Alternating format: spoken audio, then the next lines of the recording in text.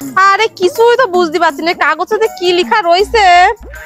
আরে মাহি শোনা, দেখ তো বাবা কাগজে কি লেখা রয়েছে। কিছু লেখা নেই। এই তুই কি বলছিস কিছু লেখা নেই? এই যে কত বড় বড় অক্ষরে লেখা রয়েছে, তুই পড়তে পারছিস না? পড় তাড়াতাড়ি কি লেখা রয়েছে। আরে তাই তো বলছি, এতে কিছু লেখা নেই।